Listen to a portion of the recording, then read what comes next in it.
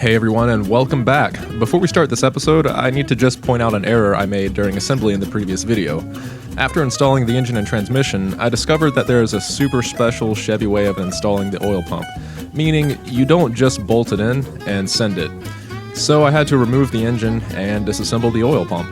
To align the pump, you loosely bolt the housing to the block, insert the inner rotor, then the outer rotor, then place 3 shims equidistant between the inner and outer rotor, followed by 3 more shims between the outer rotor and pump housing. I didn't have but 2 sets of feeler gauges, so I carefully, and with an extremely sharp blade, cut my 2 equal shims into 3 pieces each. I've seen people recommending using shim sizes between 1.5 and 3/1000ths of an inch. Hell, I've even heard of people using a beer can for shims. I feel like while this process requires precise measurement, simply shimming it with what you have will ensure longer life for the oil pump and engine. But hey, I haven't even started this engine yet, so who am I to say? Once everything is shimmed, you can torque the housing bolts, remove the shims, install the cover, and send it.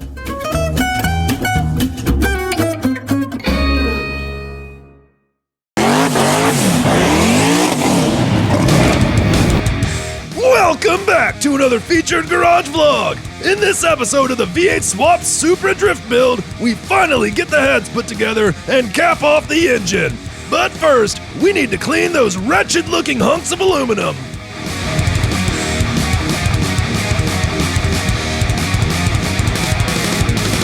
We'll just place them in the vat and let them soak for some time.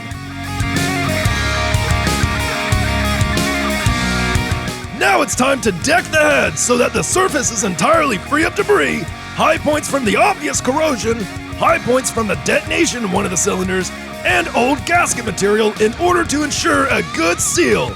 If you want to deck your heads at home, I recommend a thick piece of glass covered in 100 grit, followed by 220 grit sandpaper.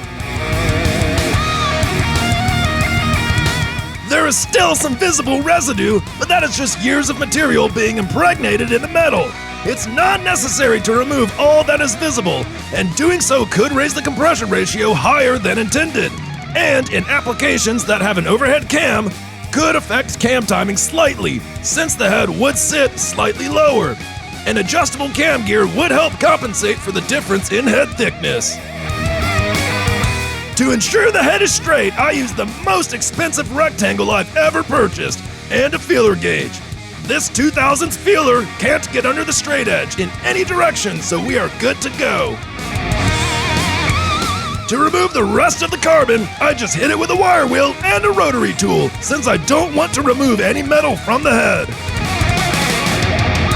Now we can lay down the valve spring locators, followed by the valve stem seals. Actually, I should have waited to do this step because I still have to lap the valves.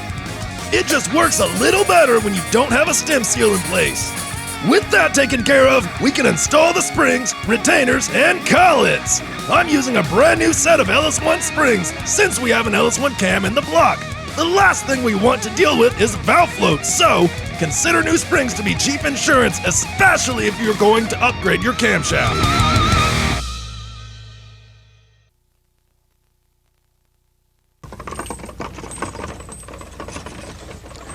Not too many years ago, that's the way we moved cargo around from place to place. The 1983 full-size Chevy. Fuck yeah, this is the shit! Kill me now! 2 foot of pink, 1 foot of stink, more horsepower than our forefathers ever had. 1 foot of stink.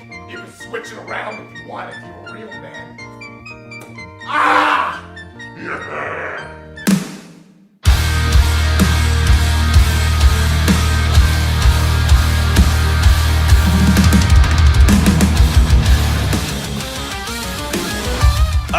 Yeah! Now it's time to install the lifters and the lifter guides.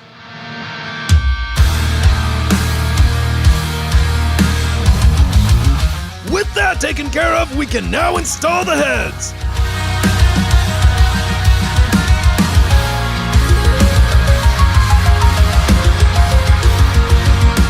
Once the heads are torqued down, we can now slide in the push rods and install the rockers. When torquing the rockers, simply rotate the engine while watching your selected cylinder until a valve opens, and torque the cylinder's opposite rocker since that rocker's lifter is now on the base circle of its lobe. With all the rockers torqued, we can finally install the valve covers.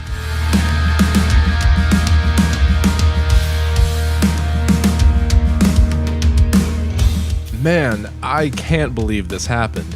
And it all kind of began on a whim. This is certainly an exciting project, and I can't wait to see it come to fruition. Scared the fuck out of me. Oh, sorry.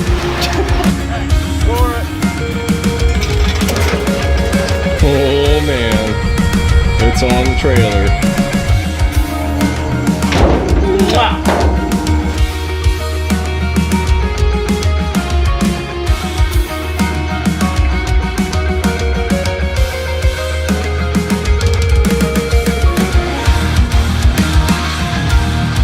That's it for this episode. If you enjoyed this video, then please give it a thumbs up. It costs you nothing, and it means a lot for me. Be sure to check out featuregarage.com for rad grassroots automotive articles. You can catch us around the web at Facebook, Instagram, and YouTube.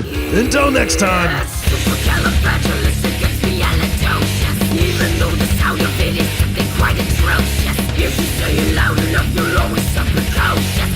Supercalifragilistic